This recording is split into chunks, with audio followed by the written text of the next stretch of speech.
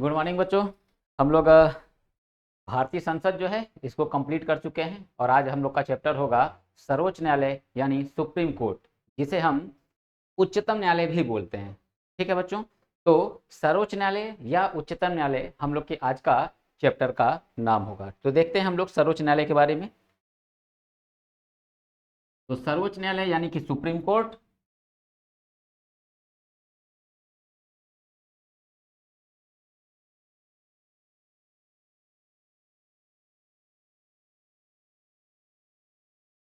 Supreme court. ठीक है बच्चों, तो सुप्रीम कोर्ट के बारे में हम लोग देखते हैं जरा। इसको हम सर्वोच्च न्यायालय भी कहेंगे, सर्वोच्च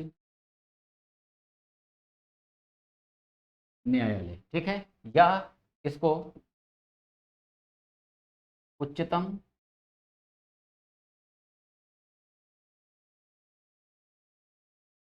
न्यायालय। ठीक है, इतने नामों से बच्चों हम लोग इसको जानते हैं, सर्वोच्च न्यायालय या उच्चतम न्यायालय। ठीक है, तो अब हम लोग, जैसा कि बच्चों हम लोग को मालूम है एक बात ये कि हमारा जो समाज है, हमारे इस समाज में विवाद भी उत्पन्न होते हैं। ठीक है, तो अगर विवाद उत्पन्न होगा तो उस विवाद को सुलझाने के लिए कोई ना कोई व्यक्ति होना चाहिए या कोई ना कोई संस्था।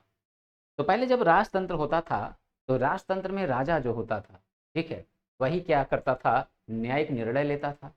परंतु जब धीरे धीरे हमारे देश में संविधान लागू हुआ, ब्रिटिश शासनकाल के दौरान संवैधानिक चीज़ों का आगमन जब शुरू हुआ, ठीक, और ब्रिटिश जब भारत से गए तो 26 जनवरी 1950 को हमारे भारत का संविधान लागू हुआ। तो जब संविधान लागू हुआ तो हमारे वहाँ शक्तियों के विभाजन को देखा गया। तो शक्तियों का विभाजन मतलब क्या, कि कानून बनाने के लिए एक अलग संस्था होगी, जिसको हम लोग पढ़ चुके हैं, क्या नाम होगा उसका, संसद होगा। ठीक है, उस कानून को लागू कराने के लिए एक और अलग संस्था होगी, उसका नाम क्या होगा, कार्यपालिका होगा। ठीक है, कार्यपालिका। और फिर लोगों के बीच विवादों का निपटारा करने के लिए, न्याय करने के लिए एक अलग संस्था होगी जो स्वतंत्र और पूरी तरह निष्पक्ष होगी। ठीक है, उसका नाम क्या होगा, उसका नाम होगा न्यायपालिका। तो हमारे वहां बच्चों न्यायपालिका के 3 क्रम हैं। ठीक है, तो न्यायपालिका के 3 क्रम हैं। तो कौन कौन वो न्यायपालिका के 3 क्रम हैं, देखें यहाँ पे हम। तो एक हो जाता है बच्चों सर्वोच्च न्यायालय, सर्वोच्च न्यायालय जिसको हम कहते हैं सुप्रीम कोर्ट। फिर इससे नीचे आ जाता है बच्चों उच्च न्यायालय, यानी कि हाई कोर्ट, उच्च न्यायालय। और फिर इससे नीचे आ जाएगा जिला न्यायालय यानी डिस्ट्रिक्ट कोर्ट।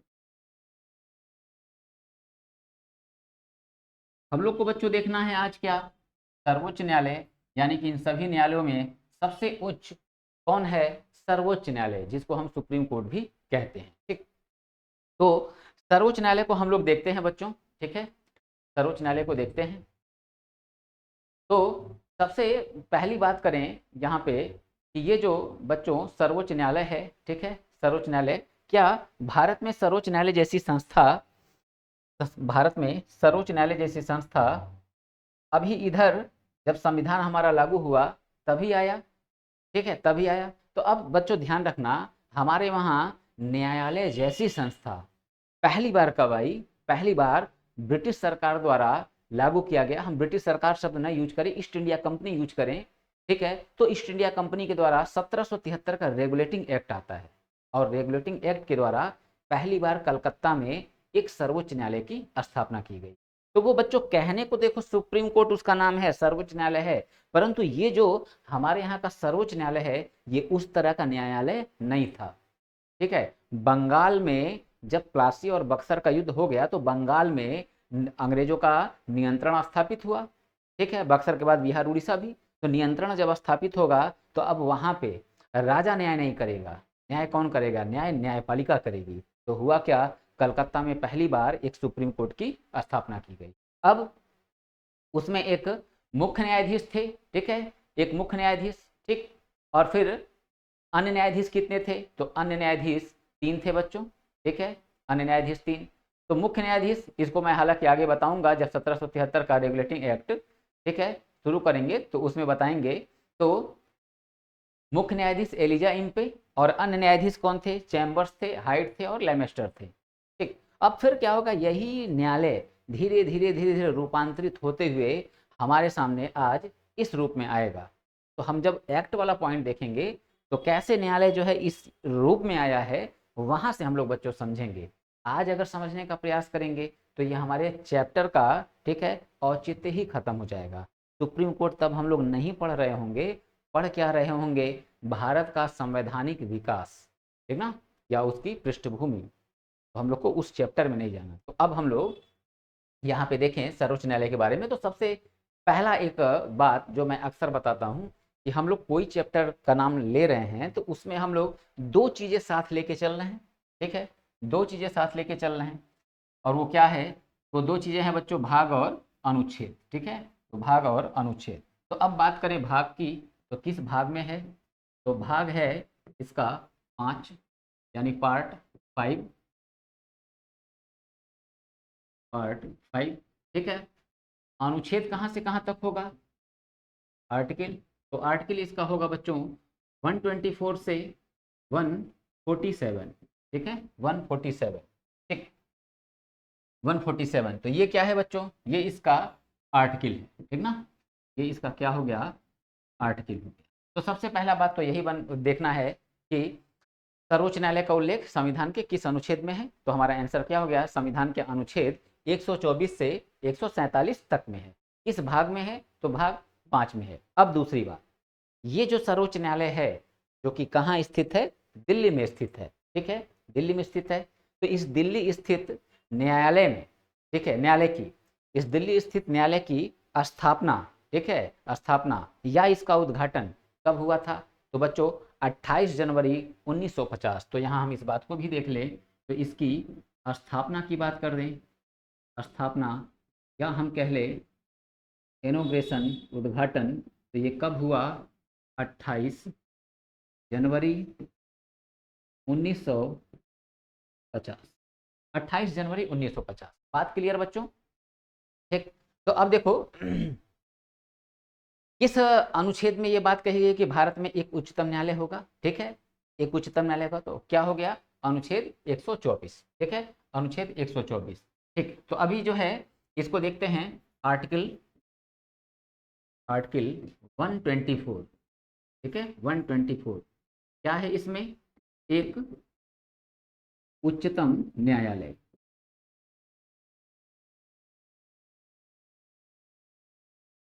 ठीक है, एक उच्चतम न्यायालय, ठीक।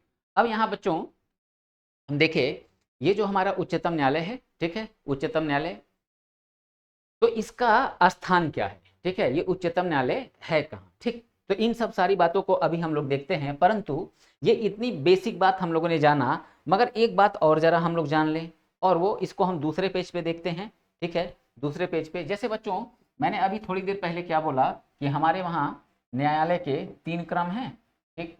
तो अब ये 3 क्रम न्यायालय के, इसको ऐसे देखें अगर, तो हमें मालूम है सुप्रीम कोर्ट है, हाई कोर्ट है और डिस्ट्रिक्ट कोर्ट है, ठीक है, डिस्ट्रिक्ट कोर्ट।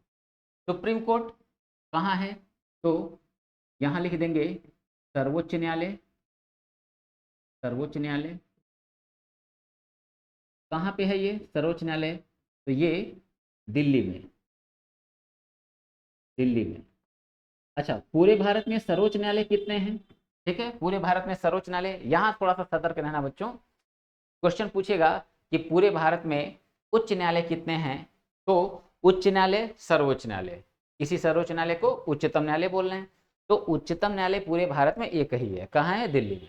परंतु उच्च न्यायालय कितने हैं, वो 25 हैं, ठीक है ना, 25। तो यहाँ लिख देंगे कि पूरे भारत में एक, पूरे भारत में एक सुप्रीम कोर्ट, ठीक। अच्छा, फर्स्ट स्थान पे सुप्रीम कोर्ट को बैठाया, तो सेकंड स्थान पे किसको बैठा देंगे, हाई कोर्ट, हाई कोर्ट। अब यहाँ इसकी संख्या, तो पूरे भारत में, पूरे भारत में 25, ठीक ना, पूरे भारत में 25। और फिर इसके नीचे कौन आ जाएगा बच्चों, इसके नीचे आ जाता है डिस्ट्रिक्ट कोर्ट, ठीक है, हर जिले में एक, हर जिले में ठीक ठीक है। तो अब यही बात है बच्चों कि हमारे वहाँ जो भी विवाद होते हैं उन विवादों का निपटारा किसके द्वारा किया जाता है? न्यायालय के द्वारा किया जाता है। तो हमारे वहाँ न्यायालय के 3 क्रम हैं, supreme court, high court, district court. तो जब कभी हम लोगों का कोई विवाद उत्पन्न होता है, वो फंडामेंटल राइट का विवाद ना हो, ठीक है, फंडामेंटल राइट का विवाद नहीं है, तो अगर कोई विवाद उत्पन्न हो रहा है, ठीक है, कोई केस है, तो हमें सबसे पहले बच्चों कहाँ जाना होता है? डिस्ट्रिक्ट कोर्ट, ठीक ना, डिस्ट्रिक्ट कोर्ट यानी जिला जिला न्यायालय। और जब जिला न्यायालय से हमारे अनुरूप, ठीक है, हमें लगता है कि जो है कि न्याय हमें नहीं प्राप्त हुआ है, तो फिर क्या होता है? इसके निर्णय के खिलाफ हम कहाँ अपील करते हैं? हाई कोर्ट में। और फिर हाई कोर्ट से भी अगर हमें राहत नहीं मिला, तो फिर हम कहाँ अपील करते हैं? Supreme court. तो न्यायालय में सुप्रीम कोर्ट का निर्णय क्या होता है बच्चों? न्यायालय में सुप्रीम कोर्ट का निर्णय अंतिम होता है, ठीक ना, न्यायालय का निर्णय क्या होगा? अंतिम। अब इसके बाद एक व्यक्ति बचता है, कौन? राष्ट्रपति, जो किसी के सजा को माफ कर सकता है, सजा की अवधि कम कर सकता है, ठीक है, मृत्यु दंड की सजा को भी माफ कर सकता है, सजा की प्रकृति में परिवर्तन कर सकता है। तो बच्चों देखो, इतने 3 स्टेज पार करने के बाद ऐसे कम पॉसिबिलिटी होती है कि राष्ट्रपति किसी भी व्यक्ति के सजा को समाप्त करे, ठीक है, या उसे दोष मुक्त करे। ऐसे बहुत कम कंडीशन आते हैं, ठीक है। उसके कंडीशन क्या है वो आपको जानने की जरूरत नहीं है, ठीक। तो यहाँ बच्चों ये बात ध्यान रखना है कि हाई कोर्ट पूरे भारत में कितना है? 25, ठीक है, और सुप्रीम कोर्ट कितना है? ठीक है, 1 है। कहाँ है? दिल्ली में, ठीक। यहाँ तक की बात क्लियर, ठीक। अब देखो, आए वापस, तो हम लोगों ने देखा यहाँ भाग 5, अनुच्छेद 124 से 147, स्थापना या उद्घाटन वर्ष क्या है? 28 जनवरी 1950, ठीक। किस आर्टिकल में कहा गया है कि एक उच्चतम न्यायालय होगा? तो अनुच्छेद 124। अच्छा, ठीक है। अब बात करें बच्चों उच्चतम न्यायालय का स्थान। उच्चतम न्यायालय है कहाँ? उच्चतम न्यायालय है कहाँ? हम इसको क्या बोल रहे हैं? सर्वोच्च न्यायालय भी बोल रहे हैं, सर्वोच्च न्यायालय। तो सर्वोच्च न्यायालय कहाँ है? तो इसका स्थान क्या हो गया? स्थान हो गया दिल्ली, स्थान हो गया दिल्ली। यानी ये कोई भी केस होगा तो सभी केस की सुनवाई कहाँ करेगा? तो सभी केस की सुनवाई बच्चों कहाँ करेगा? सभी केस की सुनवाई ये दिल्ली स्थित, दिल्ली स्थित सुप्रीम कोर्ट में, दिल्ली स्थित सुप्रीम कोर्ट में ही करेगा, करेगा। यानी कि अगर हम लोग का केस भेजा गया सुप्रीम कोर्ट, तो उसके लिए हमें कहाँ जाना पड़ेगा? हमें जाना पड़ेगा दिल्ली। परंतु इतनी आसान बात, सर्वोच्च न्यायालय, ठीक है, इसका स्थान कहाँ है? दिल्ली। सर्वोच्च न्यायालय का स्थान दिल्ली में है, इतनी आसान बात बताने के लिए मैंने ये हेडिंग तो डलवाया नहीं होगा, ये बात तो क्लियर है, ठीक है। तो अब आखिर क्या बताना चाह रहे हैं हम? तो बताना ये चाह रहे हैं बच्चों कि क्या सर्वोच्च न्यायालय दिल्ली छोड़ के किसी अन्य स्थान पर भी किसी केस की सुनवाई कर सकता है? बिल्कुल कर सकता है, ठीक है, बिल्कुल कर सकता है। अगर कोई मुद्दा ऐसा है कि उस केस को, उस व्यक्ति को दिल्ली स्थित सुप्रीम कोर्ट में प्रस्तुत नहीं किया जा सकता है, तो ऐसी स्थिति में क्या होगा कि सर्वोच्च न्यायालय की जो बेंच होगी, न्यायाधीश जो होंगे, वो उस स्थान पे जाएंगे जहाँ का मुद्दा है ये, और वहाँ पे जाके निर्णय अपना ये सुनाएंगे, ठीक है। तो ऐसे होता है। तो अब ये बात भी ठीक है, परंतु क्या ये क्वेश्चन एग्जाम में बनना है? नहीं। अब थर्ड स्टेज पे आते हैं। इसमें अब यहाँ से क्वेश्चन बनेगा, क्या क्वेश्चन बनेगा कि सुप्रीम कोर्ट दिल्ली छोड़ के किसी अन्य स्थान पर भी मामले की सुनवाई कर सकता है? ऐसा किस पदाधिकारी की, ऐसा किस पदाधिकारी की अनुमति पर करेगा? और वो अनुमति कैसी होगी? पूर्व अनुमति, यानी पहले अनुमति ले लेना है, तब उसके बाद से फिर करना। ये नहीं कि पहुंच गए, केस की सुनवाई कर लिए, तब राष्ट्रपति से पूछ रहे हैं कि भाई जो है कि राष्ट्र महामहिम महोदय हमने जो है ऐसे किया है। नहीं, पहले पूर्व सूचना जो है देनी होगी राष्ट्रपति को, ठीक है, देनी होगी। तो किसको जो है देना होगा? राष्ट्रपति को, ठीक है। तो यही बात हो गई कि किसकी पूर्व अनुमति से सर्वोच्च न्यायालय दिल्ली छोड़ के किसी अन्य स्थान पर भी केस की सुनवाई कर सकता है? तो हमारा आंसर क्या है? राष्ट्रपति, ठीक। तो यही बात बताने के लिए बच्चों मैंने हेडिंग डाला है, तो यहाँ लिख देंगे राष्ट्रपति, राष्ट्रपति की पूर्व, राष्ट्रपति की पूर्व अनुमति पर, अनुमति पर किसी अन्य स्थान पर केस की सुनवाई सुनवाई की जा सकती है।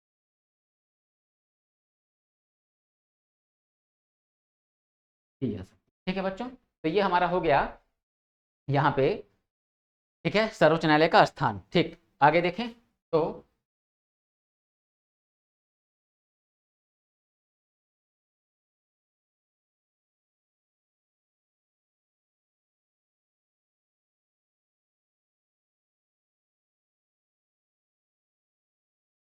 ठीक है, यानी सर्वोच्च न्यायालय का गठन।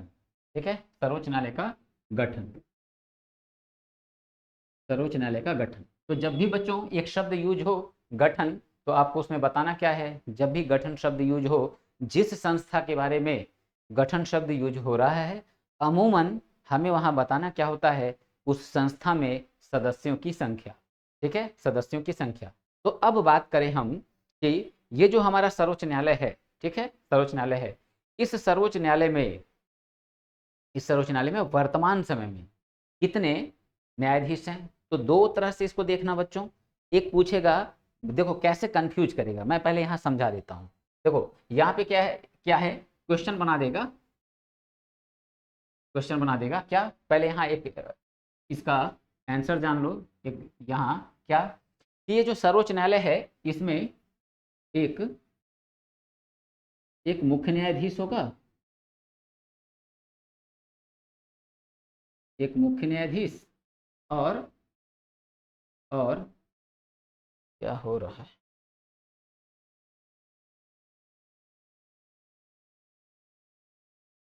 एक मुख्य न्यायाधीश और 33 अन्य न्यायाधीश। ठीक है, अदर जस्टिस। ठीक, तो टोटल कितनी संख्या हो गई, टोटल हो गई बच्चों संख्या 34। अब क्वेश्चन क्या पूछेगा, भारत के, भारत के मूल संविधान, मूल संविधान यानी ओरिजिनल कॉन्स्टिट्यूशन, मूल संविधान में न्यायाधीशों की संख्या, न्यायाधीशों की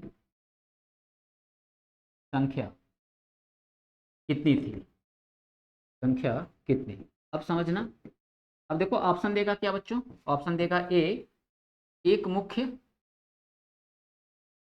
प्लस 7 अदर जस्टिस यानी अन्य न्यायाधीश। बी ऑप्शन, एक मुख्य और प्लस 30 अदर जस्टिस अन्य न्यायाधीश। सी देगा एक मुख्य चीफ जस्टिस, और फिर देगा यहाँ पे 33 अदर जस्टिस यानी अन्य न्यायाधीश, और डी देगा none of these, none of these इनमें से कोई नहीं।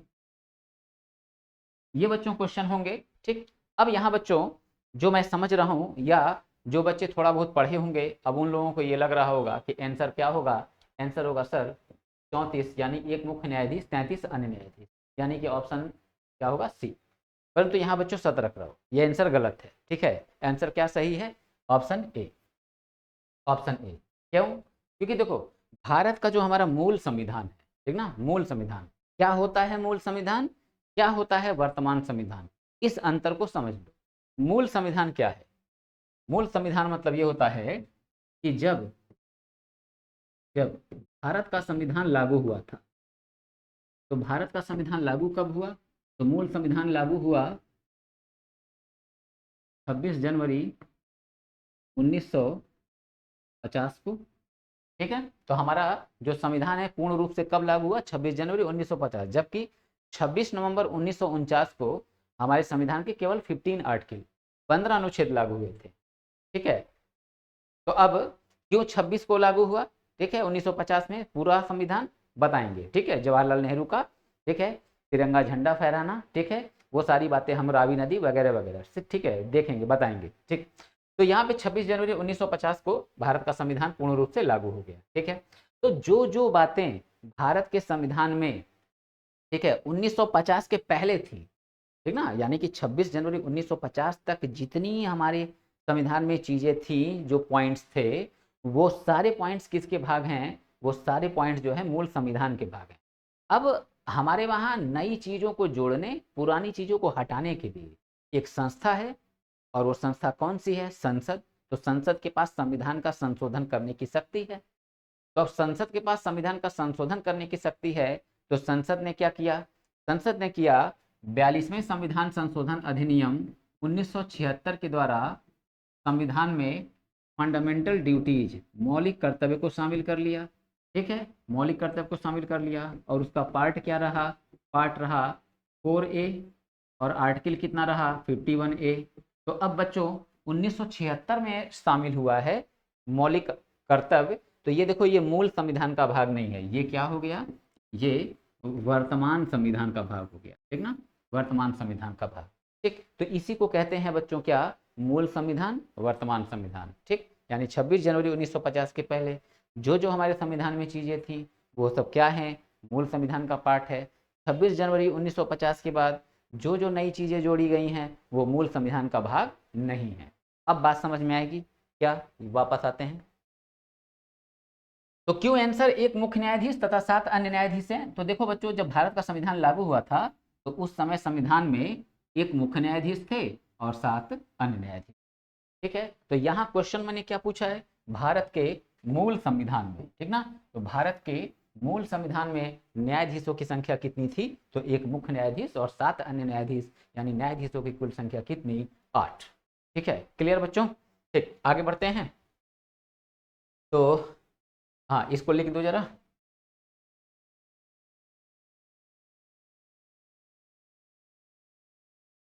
ठीक, तो यहाँ दोनों बात लिखते हैं, मूल संविधान और वर्तमान संविधान। ठीक है, संख्या बतानी है, तो कितना? एक मुख्य, 7 अन्य।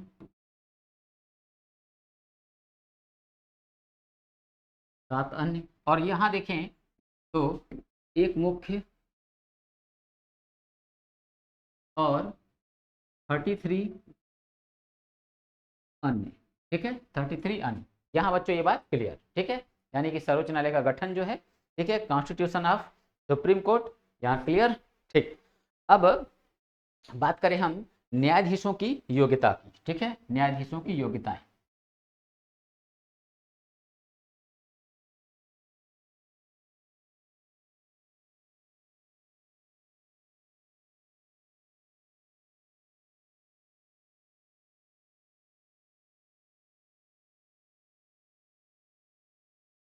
ठीक है, न्यायाधीशों की योग्यताएं, क्वालिफिकेशन ऑफ जज। ठीक है, जजेस कर दें। ठीक है, तो अब न्यायाधीशों की योग्यताएं क्या हैं? किसी व्यक्ति को न्यायाधीश बनना है तो उसकी योग्यताएं क्या हो सकती हैं? ठीक है, तो अब योग्यता में यहाँ एक अच्छा प्रश्न बनेगा बच्चों, जो कि अमूमन मैंने देखा है बहुत सी जगहों पे ये इस टाइप के क्वेश्चन की चर्चा नहीं की गई है। ठीक है, चर्चा नहीं की गई है, और कुछ जगहों पे गलत भी बताया गया है। ठीक ना, कुछ जगहों पे गलत भी बताया गया है, तो हम लोग देखेंगे इस बात को। ठीक है, चलो।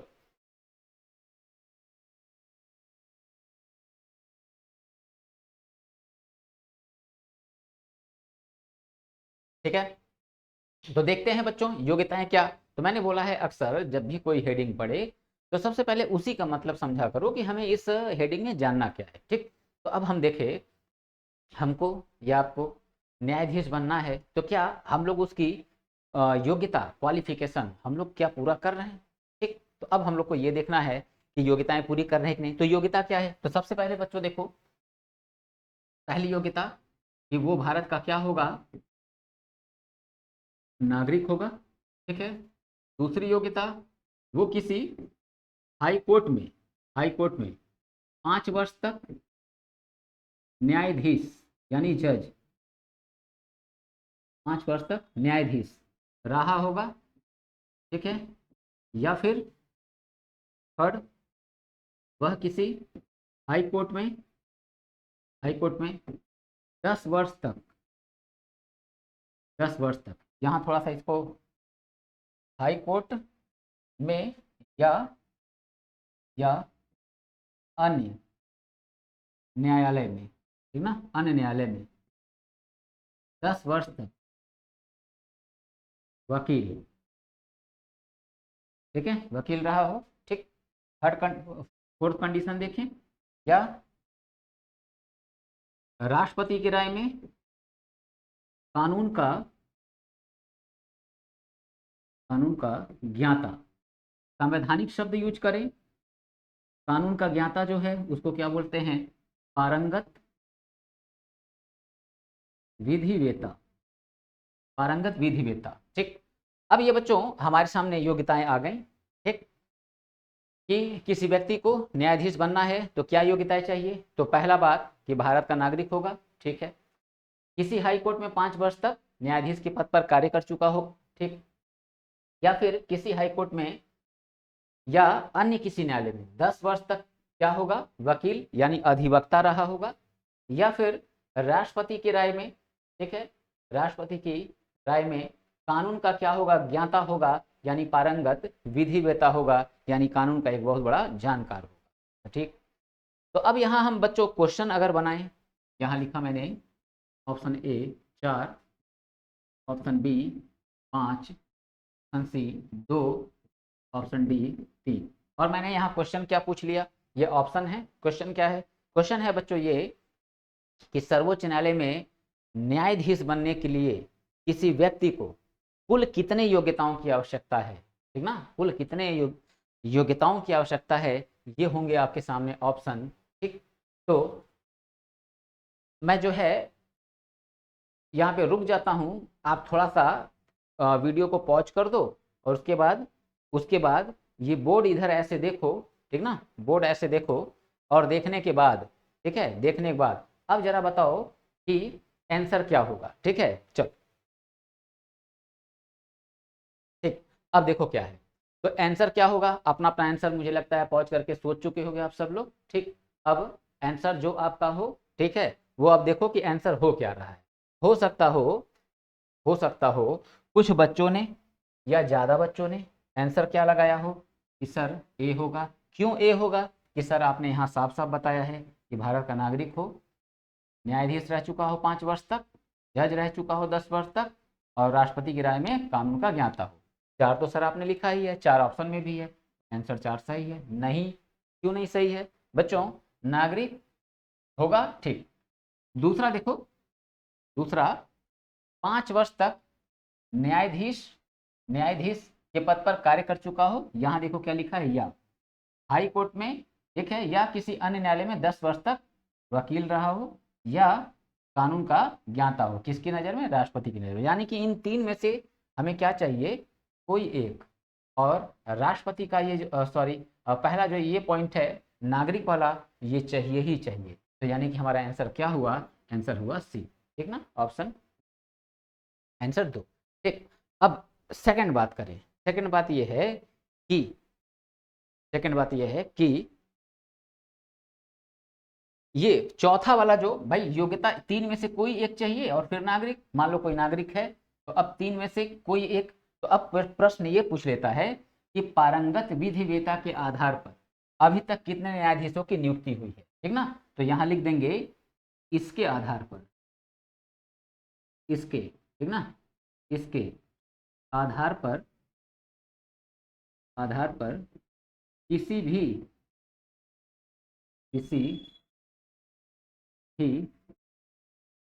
न्यायाधीश की नियुक्ति नहीं हुई है, ठीक है बच्चों, ये बात ध्यान में रखना है, ठीक। और अभी एक होमवर्क दूंगा, आप गूगल करना, गूगल पे देखना आप, ठीक है, और उसके बाद उस क्वेश्चन का आंसर देना, देखते हैं कौन आंसर बताता है, ठीक है।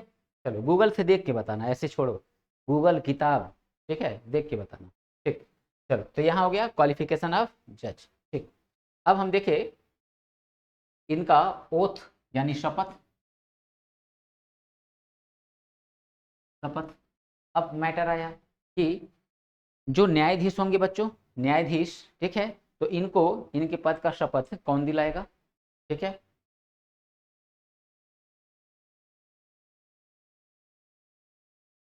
इनको शपथ कौन दिलाएगा तो याद रखना बच्चों, इस सर्वोच्च न्यायालय का जो न्यायाधीश होगा, इसको शपथ कौन दिलाएगा, भारत का राष्ट्रपति, ठीक है।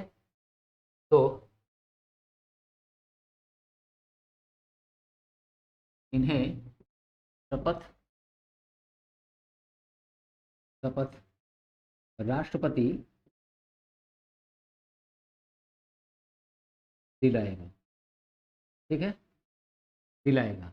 या राष्ट्रपति नहीं है तो राष्ट्रपति द्वारा नियुक्त क्या होगा बच्चों, राष्ट्रपति द्वारा नियुक्त कोई भी व्यक्ति, ठीक है, राष्ट्रपति द्वारा नियुक्त कोई भी व्यक्ति शपथ दिला सकता है, ठीक है।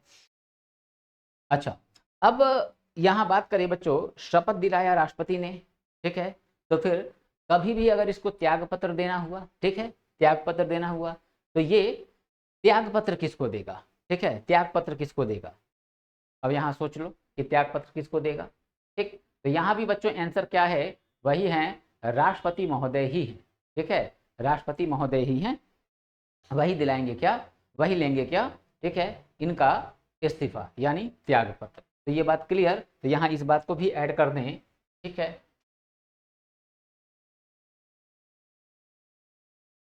त्याग पत्र भी राष्ट्रपति को देगा, ठीक है, देगा। तो यहाँ ध्यान रखना बच्चों, यहाँ जो न्यायाधीश हैं और ये जो शपथ ग्रहण कर रहे हैं, ठीक है, शपथ जो ग्रहण कर रहे हैं, ये राष्ट्रपति के द्वारा ग्रहण कर रहे हैं, और जब इनको त्यागपत्र देना होगा तो राष्ट्रपति को ही त्यागपत्र ये देंगे, ठीक है, इतनी बात क्लियर। अब इनका टेन्योर जरा देखें, कार्यकाल,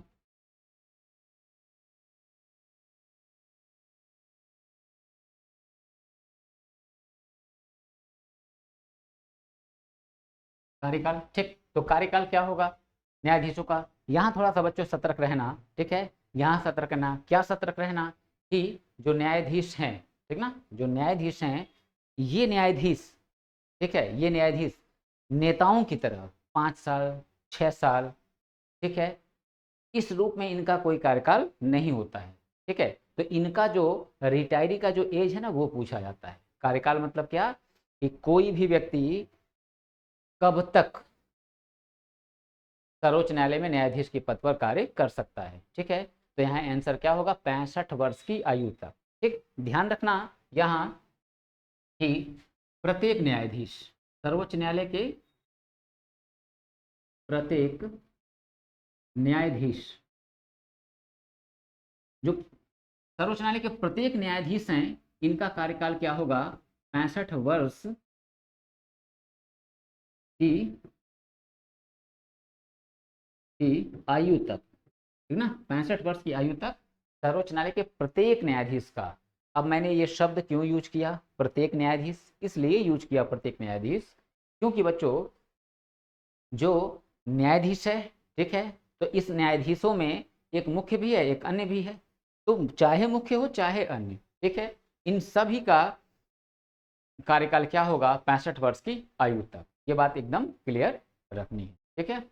अब जब हम देखेंगे सर्वोच्च न्यायालय के न्यायाधीशों की सैलरी, जब वेतन देखेंगे, तो वेतन में हम क्या देखेंगे, वेतन में बच्चों हम लोग ये देखेंगे कि जो सर्वोच्च न्यायालय का मुख्य न्यायाधीश है उसका वेतन अलग, और जो अन्य न्यायाधीश हैं इनका वेतन अलग। तो इस वजह से यहाँ मैं जब सैलरी लिखवाऊंगा तो सैलरी में मैं ये नहीं बोलूंगा कि सर्वोच्च न्यायालय के प्रत्येक न्यायाधीशों का वेतन 2,50,000 रुपये होगा, ऐसा नहीं है। 2,50,000 रुपये सैलरी जो है, वेतन, वो अन्य न्यायाधीशों का है। तो मुख्य का कितना है, मुख्य का बस 30,000, उससे ज़्यादा है, 30,000 जो है ये ज़्यादा है, यानी मुख्य न्यायाधीश का कितना हो गया, तो 2,80,000, ठीक है। ये इनका क्या होगा बच्चों, सैलरी होगा, ठीक। तो इस पॉइंट को भी जरा देखते हैं, ठीक है। तो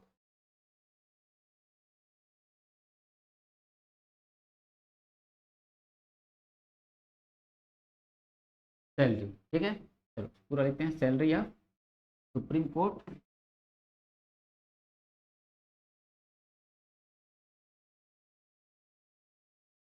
जजेस, ठीक है, सुप्रीम कोर्ट के जज, ठीक।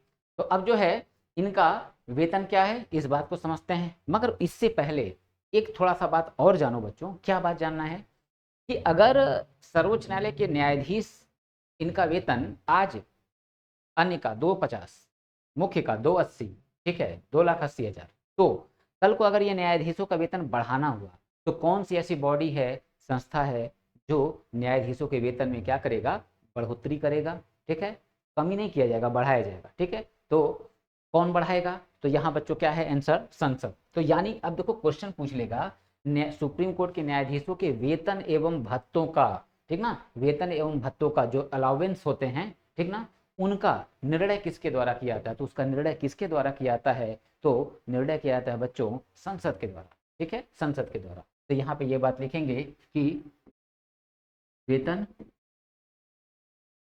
भत्ते भत्ते आदि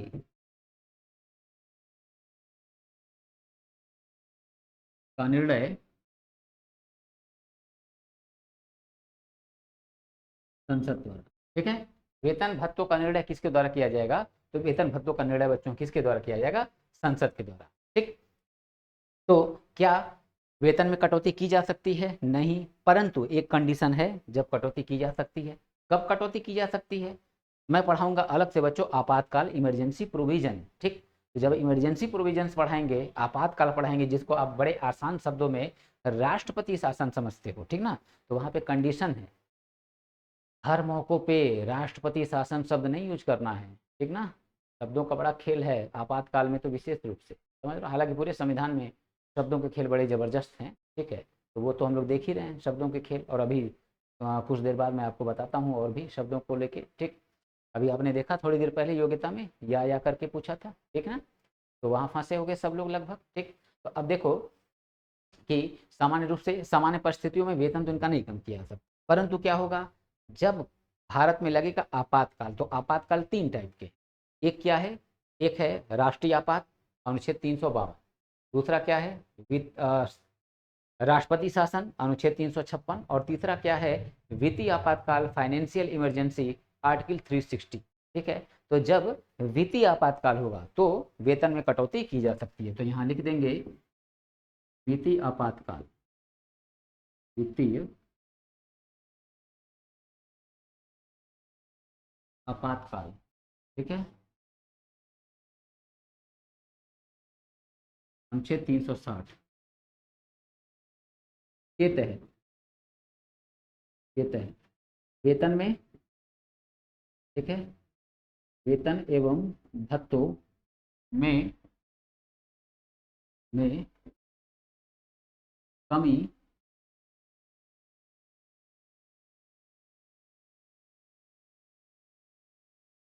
कमी की जा सकती है, ठीक है, ये क्लियर। प्लस अब देखें जो चीफ जस्टिस होगा, मुख्य न्यायाधीश, इसका वेतन कितना होगा, तो 2,80,000, ठीक। जो सुप्रीम कोर्ट का अन्य न्यायाधीश होगा, इसका वेतन कितना होगा बच्चों, इसका वेतन होगा 2,50,000 रुपया, ठीक है, 2,50,000 रुपया, ठीक। तो यहाँ तक की बात क्लियर, ठीक। आगे देखें बच्चों न्यायाधीशों की नियुक्ति, ठीक है, न्यायाधीशों की नियुक्ति। तो न्यायाधीशों की नियुक्ति कैसे होती है इस बात को थोड़ा समझते हैं। इसकी स्क्रीन शॉट लेना हो तो ले लो बच्चों, ठीक है। चलो तो अब देखते हैं बच्चों आगे। तो न्यायाधीशों की नियुक्ति, अपॉइंटिंग ऑफ जजेस, ठीक है, नियुक्ति, ठीक। अब न्यायाधीशों की नियुक्ति देखना, यहाँ थोड़ा सा बच्चों गौर करना होगा, ठीक है, गौर करना होगा, कैसे जरा ध्यान देना। मैं 2 टाइप से इसको समझाऊंगा। पहला, एक मुख्य न्यायाधीश है, 33 अन्य न्यायाधीश हैं, ठीक, सुनना ध्यान से। अब देखो ये जो मुख्य न्यायाधीश है, ठीक ना, ये जो मुख्य न्यायाधीश है, ये किसी कारण से इसका कार्यकाल खत्म हो गया, या इसकी डेथ हो गई, या इसने इस्तीफा दे दिया, यानी किसी भी कारण से इसका पद खाली हो जाएगा, तो फिर इस पे कौन बैठेगा, तो यहाँ ध्यान रखना बच्चों, यहाँ पे किसको लाया जाएगा, तो ये जो 33 अन्य न्यायाधीश है ना, अदर जस्टिस, तो इसी अदर जस्टिस में से एक व्यक्ति को बना दिया जाएगा क्या, मुख्य न्यायाधीश, चीफ जस्टिस। अब फिर समस्या आएगी, जो 33 में से किसी एक को बनाया जाएगा क्या न्यायाधीश, ठीक है, मुख्य न्यायाधीश, तो बाकी के 32 जो है वो क्या विरोध नहीं करेंगे कि मुझे क्यों नहीं। समझ रहे बच्चों, बात आएगी कि मुझे क्यों नहीं न्यायाधीश बनाया, तो यानी कि कुछ ना कुछ तो शर्त होगी, तभी तो विवाद उत्पन्न नहीं होता है। ठीक, तो वो शर्त क्या है, तो वो शर्त सुनो, इस 33 में जो सबसे वरिष्ठ होगा, ठीक है, जो सबसे सीनियर होगा, सबसे सीनियर होगा कैसे, पद के अनुसार, पोस्ट के अकॉर्डिंग, ठीक ना, उम्र के अनुसार नहीं, पद के अनुसार, पद के अनुसार जो सबसे सीनियर होगा वही क्या बनेगा,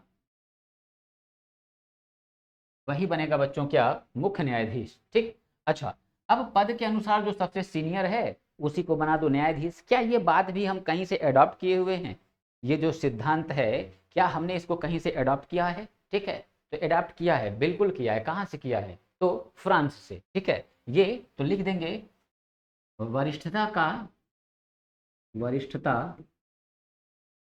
के सिद्धांत को, वरिष्ठता के सिद्धांत को फ्रांस से, फ्रांस से लिया गया है, ठीक ना, फ्रांस से लिया गया है वरिष्ठता के सिद्धांत को। ठीक, अच्छा, अब ये बात तो क्लियर हो गई, ठीक है। अब मैटर आएगा कि 32 अन्य न्यायाधीश हैं और इसी 33 में एक को तो बना दिए मुख्य न्यायाधीश। अब मैटर उलझा क्या, कि अब 33 इसको करना है, यानी कि अन्य न्यायाधीशों की नियुक्ति करनी है। तो अब क्या होगा बच्चों, अब अन्य न्यायाधीश की नियुक्ति कैसे होगी, अब समझना। यहाँ थोड़ा सा एक कॉन्सेप्ट पहले समझो, ये चाहे देखो मुख्य न्यायाधीश हुआ और चाहे अन्य न्यायाधीश, ठीक ना, मुख्य या अन्य, इन लोगों की नियुक्ति, इन लोगों की नियुक्ति किसके द्वारा की जाएगी, राष्ट्रपति के द्वारा, राष्ट्रपति के द्वारा। ठीक, तो राष्ट्रपति के द्वारा की जाएगी नियुक्ति। दूसरी बात यहीं और जान लो, ऐसे समझा दें, सुप्रीम कोर्ट में चीफ जस्टिस, सुप्रीम कोर्ट में अदर जस्टिस, इन दोनों की नियुक्ति कौन करेगा, राष्ट्रपति। परंतु अब क्वेश्चन आ गया क्या, कि हाई कोर्ट में मुख्य न्यायाधीश, हाई कोर्ट में अन्य न्यायाधीश, इनकी नियुक्ति कौन करेगा, तो अक्सर बच्चों यहाँ आंसर आ जाता है कौन करेगा, तो राज्यपाल करेगा। बिल्कुल गलत, राज्यपाल नहीं करेगा, कौन करेगा, राष्ट्रपति ही करेगा। परंतु होगा क्या, वो बीच में किसी न किसी से सलाह लेगा, किससे सलाह लेगा, यही मुख्य मुद्दा है। तो अब हम समझने जा रहे हैं बच्चों क्या, कोलेजियम प्रणाली को, ठीक ना, कोलेजियम सिस्टम क्या है, अब जा रहे हैं इस बात को हम लोग समझने। तो अब सुनना जरा, तो ये जो 33 अन्य न्यायाधीश हैं, अब इसमें एक को, ठीक है, एक की सीट खाली हो गई तो एक को बनाना है यहाँ पे क्या, अन्य न्यायाधीश। तो अब कैसे बनेंगे, अब देखो, ये जो सुप्रीम कोर्ट में जो 33 अन्य हैं, एक बन गया मुख्य न्यायाधीश, हो गए 32। अब एक की नियुक्ति इसमें करनी है तो होगा क्या, हाई कोर्ट से या इसी सुप्रीम कोर्ट में, इसी सुप्रीम कोर्ट में जो वकील हैं, ठीक ना, जो वकील हैं, ठीक है, और इनको वकालत करते हुए 10 वर्ष हो चुका है, तो ये क्या होगा, ये लोग भेजेंगे अपना आवेदन। तो अब मान लो 50 आवेदन आ गए कि हमें जो है सुप्रीम कोर्ट का अन्य न्यायाधीश बना दीजिए, तो कौन बनाएगा न्यायाधीश, राष्ट्रपति ही बनाएगा, परंतु वो किसकी सलाह से बनाएगा, ठीक ना। तो यहाँ बच्चों क्या लिखा रहता है कि राष्ट्रपति, राष्ट्रपति अन्य न्यायाधीशों की, अन्य न्यायाधीशों की नियुक्ति, अन्य न्यायाधीशों की नियुक्ति सुप्रीम कोर्ट के, सर्वोच्च न्यायालय के मुख्य, मुख्य न्यायाधीश, न्यायाधीश के, के सलाह पर, सलाह पर करेगा। ठीक, परंतु ये बात यहीं तक बच्चों सही नहीं है। क्यों? अब समझना, यहाँ पे हम देखेंगे क्या, कोलेजियम सिस्टम, ठीक ना, कोलेजियम प्रणाली।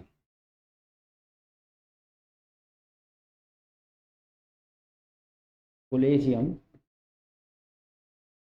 प्रणाली क्या है? कोलेजियम प्रणाली देखो क्या है कोलेजियम प्रणाली। जैसे जो 33 अन्य न्यायाधीश है ना, इसमें जो 4, ठीक ना, जो 4 सबसे वरिष्ठ, सबसे वरिष्ठ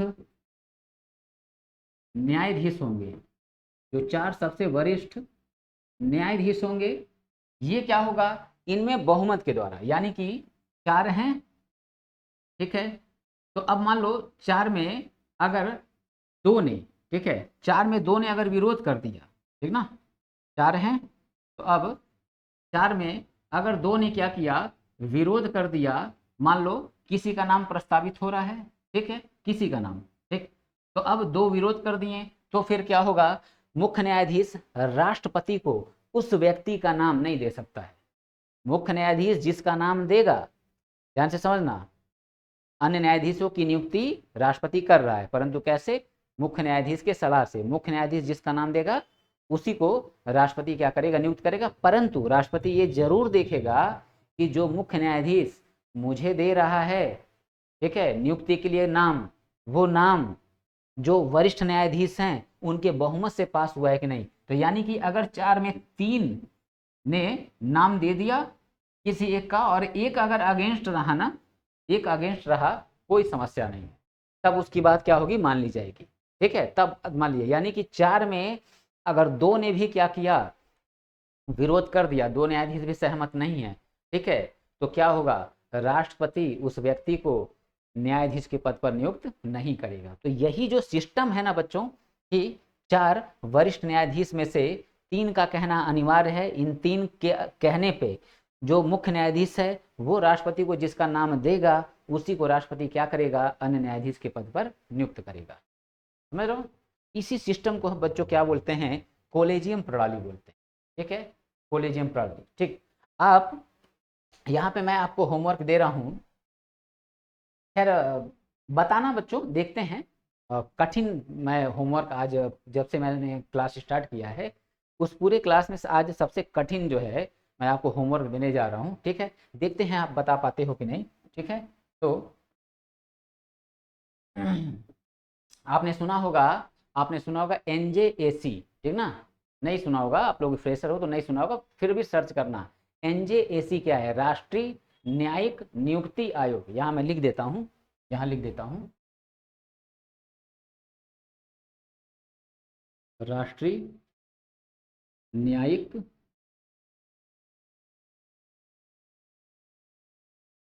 राष्ट्रीय न्यायिक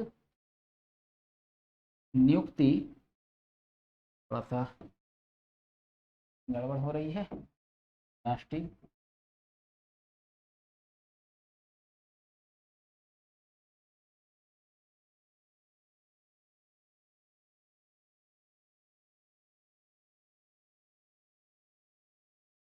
न्यायिक नियुक्ति आयोग, ठीक ना,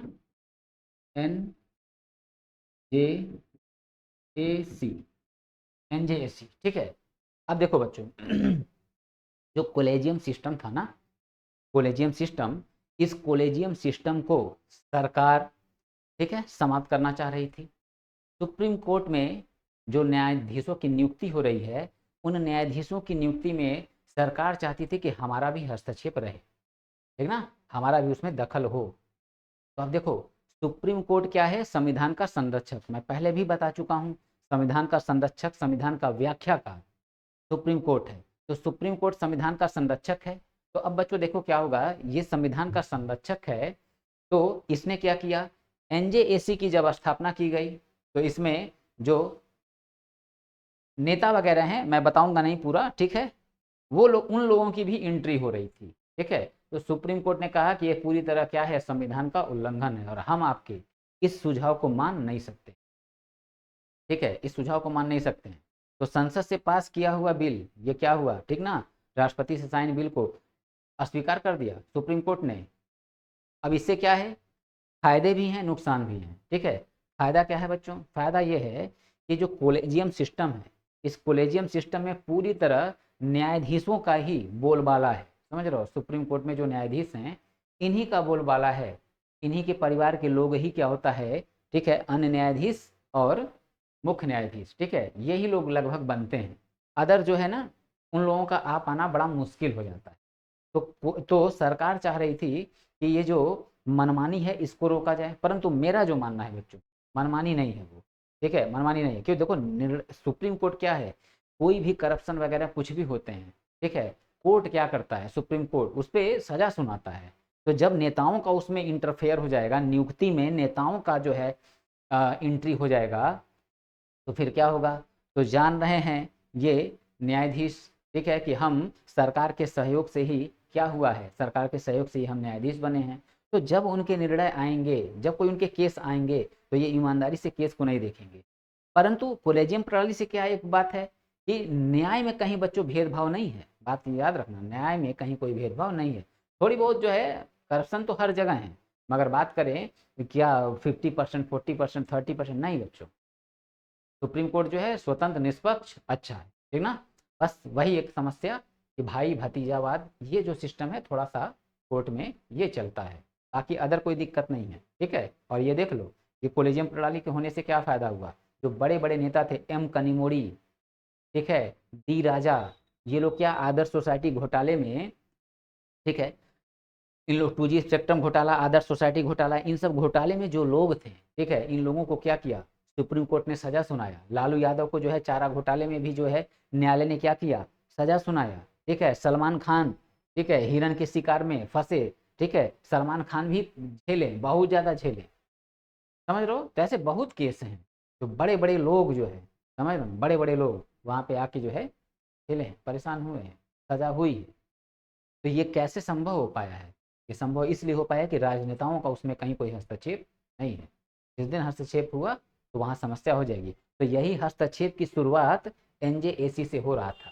तो अब एनजेएसी क्या है, इसी बात को आपको मुझे बताना है, ठीक है। तो कमेंट बॉक्स में जो है, यानी कि राष्ट्रीय न्यायिक नियुक्ति आयोग क्या है, इसको थोड़ा सा आप लोग डिस्क्राइब करने का प्रयास करना। मैं बाकी का आप लोगों को अपने नेक्स्ट डे के क्लास में आंसर दूंगा, ठीक है, कि न्यायिक नियुक्ति आयोग क्या है, ठीक है। ठीक, तो ये हम लोग का होमवर्क हो गया। अच्छा, अब हाँ, कल मैंने कोई क्वेश्चन दिया था, नहीं, ठीक है बच्चों, कल मैंने कोई क्वेश्चन नहीं दिया था। आगे बढ़ते हैं, ठीक है, आगे बढ़ते हैं। अगला हेडिंग होगा हम लोग का न्यायाधीशों पर प्रतिबंध, न्यायाधीशों पर प्रतिबंध। अब ये न्यायाधीशों पर प्रतिबंध कैसा है, न्यायाधीशों पर प्रतिबंध, प्रतिबंध। अब देखो न्यायाधीशों पर प्रतिबंध क्या है। सुप्रीम कोर्ट का कोई भी जज, चाहे मुख्य हो चाहे अन्य, अपना कार्यकाल पूर्ण करेगा तो 65 वर्ष का की आयु तक इनका कार्यकाल है। तो कार्यकाल पूरा करने के बाद ये भारत में कहीं भी वकालत, किसी भी न्यायालय में वकालत या अन्य कोई कार्य, अन्य कोई कार्य नहीं कर सकते, अन्य कोई कार्य नहीं कर सकते, ठीक है। तो जैसा हम लोग को मालूम है कि वकील बनने के लिए कहीं कोई आयु का बाउंडेशन नहीं है। आपका अगर शरीर इतना इतना अलाउ कर रहा है कि आप जाके वकालत कर सकें 65 साल के बाद, ठीक है, तो आप कर सकते हैं, हम आप कर सकते हैं, ठीक है, हम आप कर सकते हैं वकालत के लिए, बस हमारे पास डिग्री होना चाहिए। परंतु सुप्रीम कोर्ट का जो जज होगा, ठीक है, रिटायर्ड जज, वो जाके किसी भी कोर्ट में, ठीक है, यहाँ तक कि अर्ध न्यायालय, अर्ध न्यायालय, ठीक है, उसमें भी ये कहीं वकालत का काम नहीं कर सकते और अन्य कोई भी काम नहीं कर सकते। परंतु अब यहाँ होमवर्क आप लोग का तैयार है। क्या होमवर्क तैयार है कि एक ऐसा विभाग है जहाँ पे मुख्य न्यायाधीश और अन्य न्यायाधीश, पहले प्रावधान ये था कि उस विभाग में केवल मुख्य न्यायाधीश ही जाता था, परंतु अब प्रावधान ये हो चुका है कि मुख्य के अतिरिक्त जो अन्य हैं, अन्य न्यायाधीश भी उस विभाग में अब जा सकते हैं, ठीक है, और उस विभाग के प्रमुख बन सकते हैं, हेड बन सकते हैं, ठीक। क्वेश्चन क्या है? तो क्वेश्चन ये है कि वो कौन सा विभाग है जहाँ पे सुप्रीम कोर्ट के रिटायर्ड जज जो हैं, चाहे वो चीफ जस्टिस हो, चाहे वो अदर जस्टिस हो, ठीक है, अदर जज हो, ठीक, तो ये लोग उस विभाग के बन जाते हैं अध्यक्ष। तो विभाग का नाम क्या है ये आप लोगों को मुझे कमेंट बॉक्स में बताना है, ठीक है। और एनजेएसी ये क्या है, ठीक है, तो एनजेएसी को डिस्क्राइब कर पाओगे कि नहीं वो तो खैर देखा जाएगा, वो मैं करूँगा, मगर ये बहुत कठिन नहीं है, आप इसको चाहोगे तो बता सकते हो, ठीक है। तो ये हो गया बच्चों न्यायाधीशों पर प्रतिबंध। प्रतिबंध में क्या रखोगे, याद रखोगे, कोई भी न्यायाधीश अपना कार्यकाल जब पूरा कर लेगा, ठीक ना, तो वो भारत के किसी भी न्यायालय में वकालत या अन्य कोई भी कार्य क्या होगा, नहीं करेगा, ठीक ना, नहीं करेगा। तो ये बच्चों आपका पॉइंट हुआ। तो अभी कुछ डेटा जैसे बचे हुए हैं, अब डेटा क्या बचा हुआ है उन डेटा को देखा जाएगा। जैसे भारत के भारत के भारत में सुप्रीम कोर्ट की प्रथम महिला मुख्य न्यायाधीश, ठीक ना, प्रथम महिला मुख्य न्यायाधीश कौन? तो अब यहाँ आप लोगों को समस्या आएगी, प्रथम महिला मुख्य न्यायाधीश कौन, ठीक है। चलो इसको मैं 3 होमवर्क कर दूं क्या, क्योंकि ये काफ़ी यूनिक क्वेश्चन है कि आप एनजेएसी छोड़ो, ठीक है, आप छोड़ो एनजेएसी का आंसर मत देना, मैं एनजेएसी को कल समझाऊंगा, ठीक। आप 2 क्वेश्चन का आंसर दो, एनजेएसी छोड़ दो आप, बिल्कुल उसका आंसर नहीं देना है, ठीक है। आप 2 क्वेश्चन का आंसर दोगे क्या कि सुप्रीम कोर्ट की सुप्रीम कोर्ट की प्रथम प्रथम महिला महिला मुख्य न्यायाधीश